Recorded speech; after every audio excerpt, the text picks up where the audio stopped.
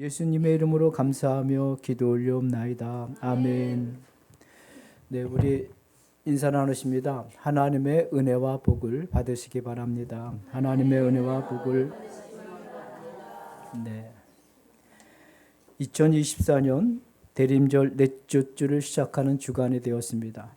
나라적으로도 또 개인적으로도 교회적으로도 우리는 평화의 마음을 갖고 평정심을 잃어버리지 않고 다시 오실 주님을 기다리는 겸손한 아름다운 모습이 있어져야 될 줄 믿습니다. 여러분, 하나님의 은혜라고 할 때 그 은혜는 하나님께서 자신의 자녀들에게 필요한 그 모든 것을 공급하여 주시고 생명을 지켜주시고는 호의라고 표현할 수 있습니다. 여러분 생각해 보십시오. 병만 많고 사고와 사건이 많은 가운데서도 오늘 우리는 마치 아무 일 없는 것처럼 교회 나와서 예배하게 된 것, 그리고 한 자리에 모여서 함께 찬양을 하게 된 것, 그 자체가 하나님의 크신 은혜요 은총임을 믿으시기 바랍니다. 우리가 주일 예배를 통해서 하나님과의 멀어졌던 관계가 다시 회복되어지고, 또 우리 주일 예배를 통해서 우리는 존재 가치를 다시 한번 새롭게 깨닫게 되고 내 삶의 동기를 수정하고 내 삶의 동기를 새롭게 합니다. 그러나 무엇보다도 주일 예배가 중요한 것은 그동안 살아왔던 내 육신의 생각을 자꾸만 내려놓고 하나님의 생각으로, 영의 생각으로, 육신의 생각은 사망이요 영의 생각은 생명과 평안이기 때문에 우리는 영의 생각을 하게 되는 겁니다. 할렐루야. 여러분, 우리가 영의 생각을 할 때 하나님의 그 질서를 생각할 때, 생명의 질서를 생각할 때, 하나님의 말씀을 생각할 때 성령께서 우리로 하여금 하나님의 새 역사를, 만물을 새롭게 하시는 그 하나님의 은총 가운데 새 역사를 이루어가게 된다는 것을 믿으시기 바랍니다. 오늘 2024년 그 12월 51주지요. 51주, 12월 22일 51주, 이제 한 주 남았습니다. 여러분 어떻게 51주를 한결같이 이렇게 예배 나와서 교회 예배를 할 수 있었어요? 네. 그렇죠. 하나님의 은혜가 아니고서는 할 수 없는 일입니다. 어떻게 똑같은 목사를 보는데 어떻게 50인지 전 너무 신기해요. 어떤 때 보면 야, 성도는 참 신기하다. 어떻게 똑같은 목사를 매주마다 보는데 참 그래도 또 나오시는구나. 돌아가실 때는 어떤 분은 안 나오실 것 같은데 오늘 또 나오셔서 이게 뭐예요? 하나님의 은혜라는 거죠. 우리 새벽 예배는 말이 새벽 예배지 제가 말씀을 전하는 것이 없습니다. 그저 같이 합심하여 나라 민족을 기도하고 또 우리가 말씀을 통독 소리내어서 읽고 그리고 찬송하고 그리고 새벽 예배 마칩니다. 어떻게 보면 새벽 예배가 굉장히 밋밋하고 하늘의 양식이라 하지만 딱딱하게 느껴질 수가 있습니다. 눈 비비고 나와서 그냥 잠 안 깼는데 찬송 부르고 목사 설교 좀 듣고 싶은데 목사님은 설교를 하지 않고 맨날 성경만 통독 같이 하니 그거 어떻게 보면 좀 재미도 없잖아요. 그럼에도 불구하고 새벽 예배를 꾸준히 나오는 거 보면 참 그것도 뭐예요? 하나님의 은혜냐.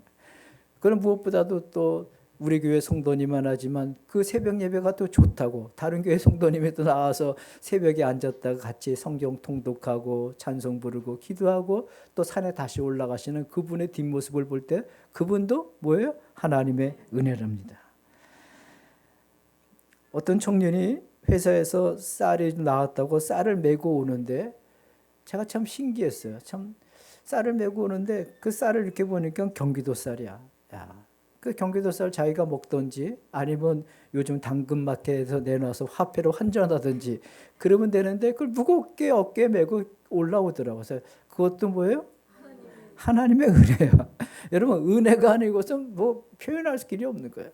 또 무엇보다도 우리가 1년 내내 우리가 식사조를 보게 되면 2조, 2명이 한 조가 돼서 3개조, 4개조 돼가지고 계속 10년 넘게 헌신하시고 봉사하시는 분들이 있는데 어떤 데 어느 분들 보면 메모를 해가면서 무슨 반찬을 만들까 어떻게 하면 맛있는 걸 만들어서 주님의 임재 가운데 같이 식탁의 즐거움을 누릴 수 있을까 하면서 식사를 늘 준비하면서 화기애애하게 대화를 나누면서 식사를 공개하는 것도 여러분 이거 뭐예요? 이것도 하나님의 은혜예요. 여러분 은혜가 아니고서는 도저히 이렇게 할 수가 없는 겁니다.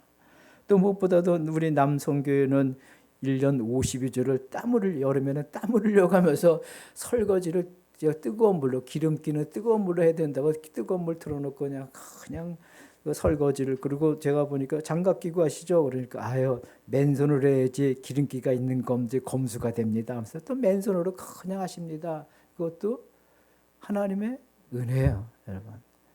그리고 여러분들 교회 나올 때 어떤 분들은 자동차를 타시고, 어떤 분들은 바이크를 타고 오시고, 어떤 분은 오토바이를 타고 오시고, 다 멀리서 어려운 걸음을 하시면서 정말 이 교회에 오는 것도 여러분 뭐예요? 하나님의 은혜가 아니고서는 이거 설명할 길이가 없는 겁니다. 정말 하나님의 은혜가 있기 때문에 오늘 저희들이 있습니다. 이 모든 것이 다 하나님의 은혜입니다. 우리 한번 인사 나누십니다. 서로 시작. 이 모든 것이 다 하나님의 은혜입니다. 아멘. 네, 하나님. 네. 저희 손녀와 화상 통화를 할 때 제가 항상 먼저 할렐루야 합니다. 그럼 얘는 항상 이제 몇 개월 동안 그러니까 길들여져가지고 저만 보자마자 할렐루야 합니다. 손을 들고 항상 손을 들고 언제 어디서 할렐루야.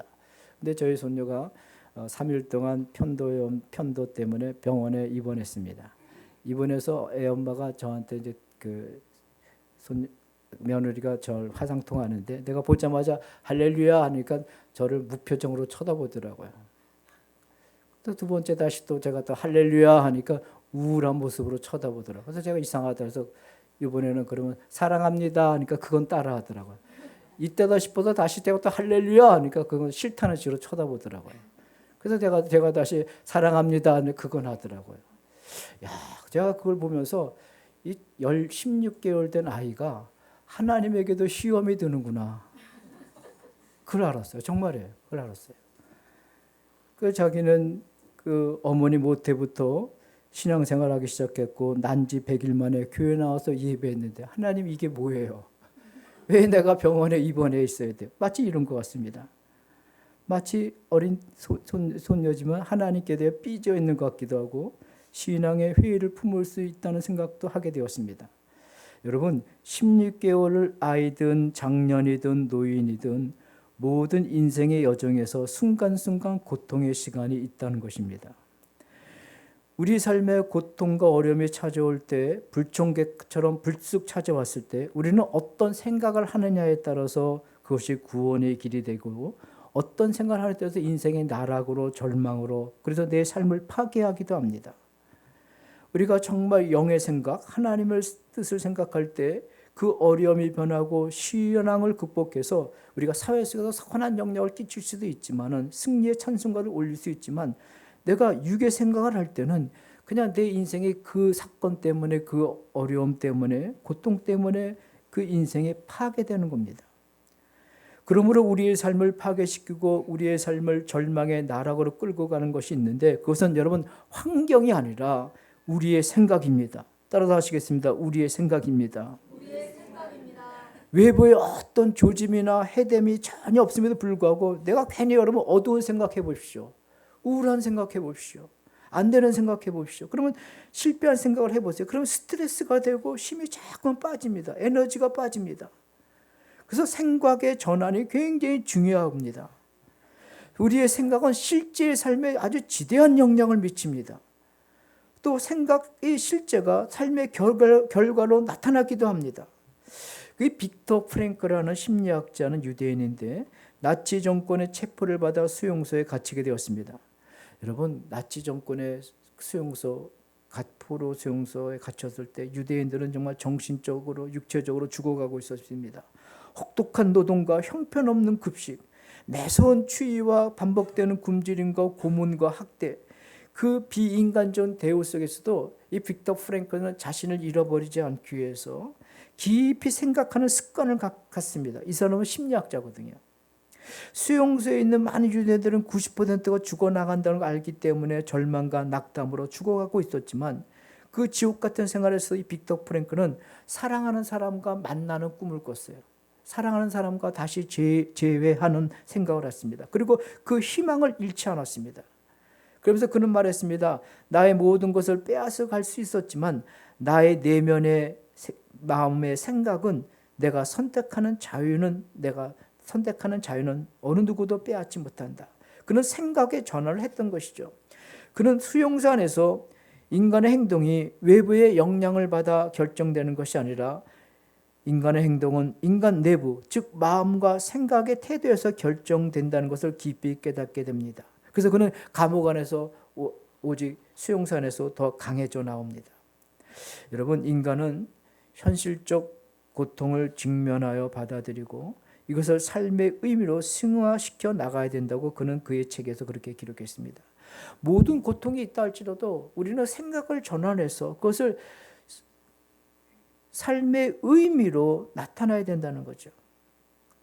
그는 말합니다. 나의 모든 것을 빼앗아 갈 수 있었지만 나의 내면의 생각은 빼앗아 갈 수 없고 내가 선택하는 이 자유도 빼앗아 갈 수 없다. 빅터 프랭클은 왜 나에게 이런 고통이 일어났는가가 아니라 이 고통을 통해서 내가 찾을 수 있는 삶의 의미는 무엇인가? 여러분, 굉장히 중요한 겁니다. 이 고통을 통해서 내가 찾을 수 있는 삶의 의미가 무엇인가? 오늘 이 시편 80편은 아삽의 시로서 북이스라엘의 멸망을 목격하고 그 슬픔에 젖어 있는 시이기도 합니다. 여러분, 북이스라엘은요, 하나님을 떠나 배교하다가 아수르에 비참하게 멸망을 당하고 맙니다. 북이스라엘 왕국은 하나님은 모든 이방 나라 신보다 더 크기 때문에 그들은 안전하다고 생각할 수도 있었습니다. 자신들이 제사하기 때문에 하나님께서 자신들을 지켜주신다고 생각할 수가 있었고, 자신들이 법궤가 있기 때문에 하나님의 임재가 있기 때문에 자신들이 언제 어디서나 패하지 않는다고 생각할 수가 있었지만은, 그러나 북이스라엘은 아수르의 멸망을 당하고 맙니다. 그 멸망을 당하니까 얼마나 나라와 민족이 갈기갈기 찢어지고 고통을 당했겠습니까? 그러면서 그들은 왜 우리가 멸망을 당했나 하면서 민족의 고통 가운데 자신들을 돌아보게 됩니다. 그러면서 오늘 1절 같이 읽겠습니다. 1절 시작. 요셉을 양떼같이 인도하시는 이스라엘의 목자여 귀를 기울이소서. 그룹 사이에 자정하신 이여 빛을 비소소서. 아멘. 여러분, 북이스라엘을 양떼로 표현했습니다. 요셉을 양떼같이 인도하시는 이스라엘의 목자여, 자신을 양떼로, 북이스라엘 나라를 양떼로 표현했습니다. 여러분, 양 뭔지 아시죠? 양은 앞이 침침해서 제대로 자기 앞길을 가지도 못하는 게 양이고, 또 목자가 먹을 것을 가르쳐주고 먹을 수 있는 꼴이 있는 데서 안내해주면 찾아가지도 못하는 게 양입니다. 그리고 양에는 아주 날카로운 발톱이나 무서운 이빨이 없기 때문에 맹수의 공격을 받으면 죽을 수뿐이 없습니다. 그 양은 어리석고 연약하고 또 무지하고 보호받지 못하면 맹수의 공격을 받아서 목숨을 유지하기가 어렵습니다. 또 시력이 약해서 시력이 앞에서 앞이 잘 보이지도 않는다고 합니다. 그럴 때 양에게는 목자가 아주 절대적입니다. 목자 인도함을 받지 못하면 결국 양은 죽을 수뿐이 없습니다. 기갈하여 죽고 맹수의 밥이 되어 죽고 절벽에 이르러 떨어져 죽고 죽을 수뿐이 없습니다. 이는 선민 이스라엘 역사도 마찬가지였다는 거죠. 선민 이스라엘도, 북이스라엘도 하나님의 인도함을 받을 때는 행복을 가질 수 있었지만, 그러나 목자 되시는 하나님부터 그들이 떠났을 때는 그런 어려움과 큰 고통 가운데 빠질 수뿐이 없었습니다. 시인은 여기서 하나님을 요셉을 인도하시는 분이시요 이스라엘의 목자라고 기술한 이유도, 이스라엘은 목자이신 하나님에게 절대적인 의존 관계입니다. 여러분, 북이스라엘은요, 하나님과 절대적인 관계입니다. 뗄래야 뗄 수가 없습니다. 여러분, 양에게는 반드시 목자가 필요하죠. 요셉을 양떼같이 인도하시는 이스라엘 목자여 귀를 기울이소서. 그룹 사이에 자정하신 이여 빛을 비추소서. 여러분, 여기 이 말씀이 좀 이상하지 않아요? 한번 생각해 보세요. 요셉을 양떼같이 인도하시는 이스라엘 목자여 귀를 기울이소서. 여러분, 양이 목자의 음성을 귀를 기울이는 거지 왜 목자가 양의 음성을 귀를 기울입니다? 거꾸로 된 거죠. 저희 노예 선배 되신 목사님이 계시는데, 그분은 노예 지교회를 다니시다가 축복 기도하실 때 꼭 이렇게 기도하십니다. 하나님, 양이 양을 낳게 해주세요. 항상 그렇게. 맞죠? 목자가 양을 낳습니까? 양이 양을 낳는 거죠. 여러분, 양이 목자의 음성을 듣는 거지 목자가 양의 음성을 듣는 거 아니잖아요. 근데 오늘 본문에 보니까 하나님이여 하나님이여 양의 음성을 들으소서. 양의 음성을 들으소서 그렇게 합니다. 그 말은 뭐예요? 지금 양이 굉장히 큰 고통과 어려움에 처해 있다는 거 아니겠습니까? 이스라엘의 목자이신 하나님이여 양의 음성에 귀를 기울이시고 빛을 비춰서 2절에 에브라임과 베냐민 므낫세 앞에서 주의 능력을 나타내서 우리를 구원하러 오소서. 3절에 하나님이여 우리를 돌이키시고 주의 얼굴빛을 비추사 우리가 구원을 얻게 하소서. 아니 양이 목자의 음성을 듣기 싫어서 먼 길로 가고 딴 길로 가고 그릇된 길로 나갈 때는 언제고 이제 큰 고통과 어려움이 드니까 하나님이여 양의 음성을 좀 들어주소서. 구덩이에 빠지니까 목자여 우리의 음성에 귀를 기울여줘서 목자의 인도함을 받으려고 합니다. 2절 같이 읽겠습니다. 2절 시작. 에브라임과 베냐민과 므낫세 앞에서 주의 능력을 나타내사 우리를 구원. 여러분, 북이스라엘은요 에브라임과 베냐민과 므낫세 이 세 지파가 주축이 됩니다. 근데 에브라임과 므낫세는 그 요셉의 아들이죠. 또 베냐민은 요셉의 동생이기도 합니다. 그러니까 1절에 요셉을 양떼가, 그러니까 북이스라엘을, 오늘 이 아삽 시인은 북이스라엘을 요셉으로 대유법을 쓰고 있습니다. 북이스라엘 할 때 요셉이야 그 말이에요. 어려움 당하니까. 그것도 잘 나갈 땐 요셉이라 하지 않고 어려움 당한 요셉. 왜 그랬을까? 요셉은 항상 어디서나 언제나서 자기 생각을 끊고 하나님의 생각을 했던 사람이기 때문에. 아멘. 이 말은 뭐냐면요, 왜 요셉을 양떼같이 인도하시는 하나님이라고 그러냐면, 왜 북이스라엘을 요셉의 대유법으로 썼냐면은 자신들이 어려움에 처하니까, 큰 공경에 처하니까 회개하기 시작했어요. 그 회개가 어떠냐면 요셉과 같이 우리가 처신하자. 요셉은 자신의 생각을 끊고 하나님을 생각했지 않느냐. 우리도 이젠 우리의 육적인 생각을 다 끊고 영의 생각을 하자. 그래서 요셉을 양떼같이 인도하시는 하나님이 그랬던 거예요. 구약의 요셉은 너무나 어려움을 당한 착한 동생이었습니다. 형들의 동생이었습니다. 야곱의 12 형제 중에서. 그는 어릴 때 채색 옷을 입고 다녔지만 형들의 시기와 질투로 미디안 상인의 노예로 팔려갑니다. 여러분, 노예로 팔려간 그 신세. 그러나 요셉은 잘생겼고 성실한 정서로 민첩하며 항상 하나님의 사랑을 했기 때문에, 항상 하나님을 생각하는 자이기 때문에 하나님은 그 길목마다 어려움마다 요셉을 계속 구원해 가시죠. 요셉이 그 노예로 팔려갔지만 그 보디발의 가정에 들어가서 열심히 일하다 보니까 그 가정의 총무가 되어서 보디발 주인이 모든 것을 다 위임해 줍니다. 대단하지 않습니까? 이제 좀 요셉의 종가 뭔가 좀 쉼을 얻을 수 있을 때가 됐을 때 몹쓸 아줌마가 나타나서 누명을 쓰고 이제 감옥에 가게 됩니다. 그 감옥에 가서 자신은 죄수이지만 간수장처럼 일을 하다 보니까 거기서도 인정받게 되었고, 그러다 보니까 술 맡은 관원장, 떡 맡은 관원장의 꿈들을 해석해주고, 술 맡은 관원장이 내가 추록하게 되면 요셉을 기억하겠다고 그랬지만 요셉을 기억하지 않고 까맣게 잊었습니다. 여러분 한번 생각해 보십시오. 요셉이 형들에 의해서 죽으라고 구덩이에 던져졌을 때 하나님은 그때도 요셉을 지키셨습니다. 아멘. 요셉이 노예로 팔려갈 때 하나님은 그때도 잘 팔려갈 수 있도록 도와주셨어요. 요셉이 보디발의 집에 와서 누명을 써서 감옥에 갔지만 그 감옥에 가서도 하나님은 요셉을 떠나지 않고 형통케 하셨다고 합니다. 왜 그랬을까? 요셉은 항상 자신의 생각을 끊고 하나님의 생각을 했기 때문에. 아멘. 육신의 생각을 끊고 영의 생각을 했기 때문에. 할렐루야. 요셉은 하나님 앞에서 생각하는 습관을 가졌어요. 우리는 사람 앞에서 생각합니다. 그러니까 거짓말을 하게 되죠. 빨리 그 어려움을 회피하고 빨리 내가 이익을 만들기 위해서 사람 앞에서 말하고 생각하니까 우리는 거짓말하죠. 나중에 다 드러나지만. 요셉은 하나님 앞에서 생각하는 거예요. 영의 생각을 하는 거예요.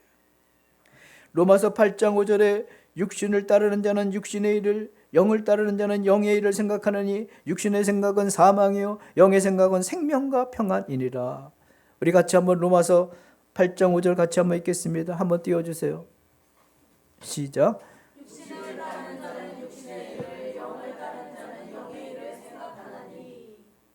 육신의 생각은 사망이요 영의 생각은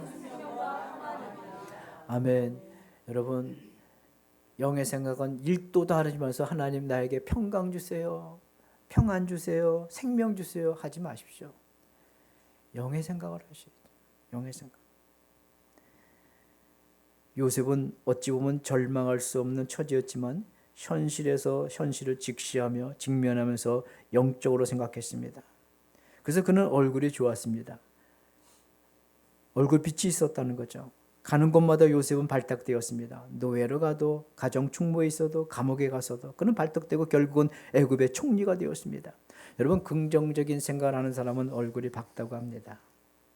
그러나 어두운 생각을 하는 사람은 얼굴이 어둡습니다. 그러나 우리는 그냥 긍정하리라가 아니라 우리는 하나님의 자녀이기 때문에 내 앞날은 불투명한 것이 아니라 하나님에서 밝은 약속으로 규정되어 있기 때문에 아멘. 그래서 우리는 밝게 생각할 수가 있는 거예요. 어두운 생각을 하는 사람, 육신의 생각을 하는 사람 자꾸 어두워지고 신체에도 안 좋은 영향을 크게 미친다고 합니다. 여러분, 생각을 정말 잘하는 것만 해도 내가 인생의 평강을 누리며 살아갈 수가 있는 거예요. 평화를 가지며 살아갈 수가 있는 거예요. 현대인들은요, 어디 많이 갑니까? 피부과 많이 갑니다. 성형외과 많이 갑니다. 그리고 어디 많이 갑니까? 요즘 잘 되는 데가 어딘지 아십니까? 헬스장, PT장. 별 PT장이 다 있더라고요. 엄청 잘 된다고 합니다. 현대인들은 그 자신의 외모를 가꾸고 몸을 가꿉니다. 그게 나쁘다는 겁니다. 그거 좋은 겁니다. 외모를 가꾸는 거 좋은 거죠. 근데 아무리 그런 좋은 얼굴과 좋은 몸을 가졌다 할지라도 그의 생각이 늘 육신의 생각이고 그의 생각이 영의 생각이 아니라 생명의 생각이 아니라 그의 몸을 지배하고 있는 것들이 얼굴 잘 성형하고 몸 잘 만든 그 몸에 생각하는 것이 늘 육의 지배를 받고 있다면 그는 결국 그 인생은 무너지게 될 수뿐이 없습니다. 우리의 육신을 지배하는 것이 우리의 마음의 생각이기 때문에 그렇습니다. 그러므로 생각의 아름다움을 만들어내는 것이 중요합니다. 우리의 생각을 수술하고 우리의 생각을 아름답게 하고 우리의 생각을 가꾸고 신약의 요셉처럼 여러분 이제 3일 있으면 우리는 수요일날 성탄절 예배를 드립니다. 성탄절 11시 예배입니다. 다 나오셔야 됩니다. 절기 예배입니다. 근데 우리 구주 예수님이 이 땅에 오셨을 때 그 마리아가 신약의 요셉, 구약의 요셉이 아니라 신약의 요셉과 정혼하잖아요. 정혼했는데 덜컥 결혼하기도 전에 아기를 가졌어요. 근데 마태복음 1장 19절에 보게 되면 요셉이 이렇게 말하고 있습니다. 요셉은 의로운 사람이라 그가 가만히 자기의 생각을 끊고자 하여. 요셉은요, 자신의 결혼 상대자가 아기를 가졌다는 그 소식을 듣고 난리법석을 피고 유전자 검사를 하자 이런 거 하지 않고 가만히 자기 생각을 끊었다고 합니다. 만약에 요셉이 자기 생각을 끊지 않고 육의 생각으로 지배받았다고 하면 우리 예수님 오셨다가도 못 오실 뻔했지. 여러분, 하나님의 축복이 오려고 해도요, 내가 늘 생각하는 게 육의 생각이면요, 여기 왔다가도 못하는 거야. 하나님의 복을 받으려면, 하나님의 엄청난 능력을 힘입으려면 영의 생각을 해서 끝까지 영의 생각을 해야 됩니다. 아멘? 근데 요셉을 보십시오. 난 정말 요셉 우리 형님이 너무너무 감사해. 그 형님이 그래도 요셉의 형님이 그저 자기 결혼할 대상 아내가 임신했다고 난리법석을 피고 동네방네 다니면서 스피커들을 내가 틀어놓고 얘기하고 돌아다녔으면 예수님 못 오셨을 것 같아요. 근데 성경은 분명히 말합니다. 마태복음 1장 19절에 요셉은 의로운 사람이라. 뭐가 의로워요? 자신의 생각을 가만히 끊었다는 거예요. 그냥 끊은 게 아니라 성경 보십시오. 그냥 가만히 끊었대요. 가만히 끊었대요. 그 말은 뭐래요? 이해는 안 되지만 하나님이 하신 일이라고 생각하고 육의 생각을 자꾸만 죽이고 영의 생각을 자꾸만 생각했다는 거죠. 아멘. 그러므로 우리는 신약의 요셉처럼 구약의 요셉처럼 어떤 어려움이 어떤 고난과 어떤 일들이 앞에서도 육의 생각을 하는 것이 아니라 영의 생각을 해야 됩니다. 아멘. 영의 생각은 생명과 평안이라는 거죠. 그래서 예배가 중요한 거예요. 예배는요, 자꾸만 내 육의 생각을 내려놓고 영의 생각을 하게끔 만들어주는 거예요. 성도들의 식사 교제가 왜 중요합니까? 세상 자랑하는 것이 아니라 믿음 자랑하고 하나님 자랑하고 내 신앙의 과정을 말하면서 자꾸만 육의 생각을 내려놓고 영의 생각을 자꾸만 갖는 거예요. 우리는 생각이 거듭나야 됩니다. 아멘. 여러분, 근데 생각이 거듭나게 하는 것은요, 성령이 역사하십니다. 하나님의 영이 역사하시니까 내 마음의 생각이 정리가 되는 겁니다. 여러분, 이 말 아시죠? 구슬이 서말이어도 아이고 잘하십니다. 제가 한번 하겠습니다. 구슬이 서말이어도 네, 그렇습니다. 내 안에 잡다한 생각이 들어가 있고, 그리고 복잡하고 괴롭고 상처받은 마음과 아픔과 미래에 대한 염려, 이 모든 것들이 잡다하게 다 꽉 차가 있다 할지라도 성령이 오셔서 내가 영의 생각을 하기 시작하는 순간 그것이 다 보배가 되는 거예요. 깨워져서. 아멘. 이 하나님의 놀라운 역사죠. 저는 우리 교회가, 우리 성도는 이런 은혜가 있었으면 좋겠습니다. 요셉은 상황이 감옥임에도 불구하고, 옥살이함에도 불구하고, 그는 인생의 한 맺힌 인생을 걸어가고 있음에도 불구하고 그는 한결같이 영의 생각을 하고 있었어요. 하나님 앞에서 생각하고 있었어요.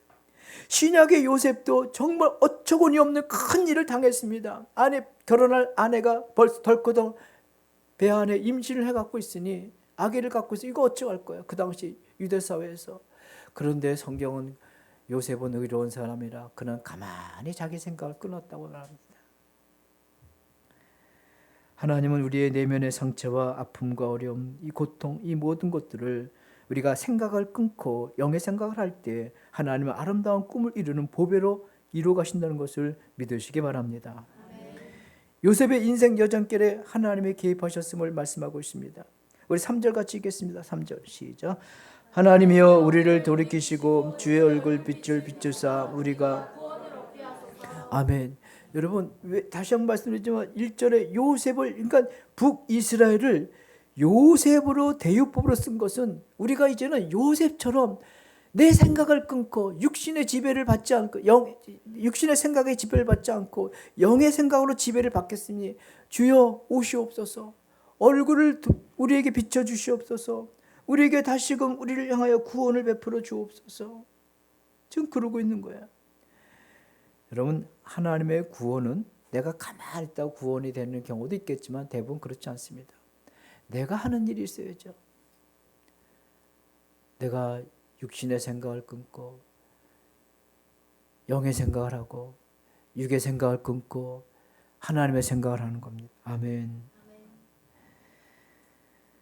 하나님의 구원의 은혜는 그냥 되는 것이 아닙니다. 절로 되는 것이 아닙니다. 요셉은 영의 생각에 자신을 지배하게 했습니다. 하나님을 철저하게 믿고 신뢰했습니다. 그러한 결정이 요셉의 어려운 순간순간마다 구원을 받게 하는 통로가 되었다는 것을 여러분 꼭 기억하셔야 됩니다. 요셉은 정말 억울함과 모함받아서 정말 힘들었지만 그는 그런 것들이 다 하나님의 꿈을 이루는 시련의 지름길이 됐는데, 이처럼 하나님의 은혜는 인간의 온갖 방해와 그리고 모함과 배신이 있어도 언제나 그것을 넘어서입니다. 어느 사람에게 항상 육의 생각에 지배를 받는 것이 아니라 항상 영의 생각으로 지배를 받고 있는 사람에게. 말씀을 마치도록 하겠습니다. 북왕국은, 이스라엘은 이제 요셉처럼 자기의 생각을 끊고 육신의 생각을 끊고 영의 생각으로 바라보면서 하나님의 음성을 듣고 따르겠으니 주님이여 이제 빛을 비춰주시고 주님이여 우리를 구원하러 오시고 주여 우리를 구원 얻게 하소서. 우리나라는 나라적으로도 정치적으로도 경제적으로도 교육적으로도 모든 것에 있어서 우리나라는 이제 육의 생각을 끊고 영의 성령의 역사를 통해서 이 나라의 민족이 다시금 부흥의 역사를 맞이해야 될 줄 믿으시기 바랍니다. 그런 은혜가 있는 우리가 대림절 넷째 주가 되기를 주님의 이름으로 축복합니다. 하나님 아버지 감사합니다.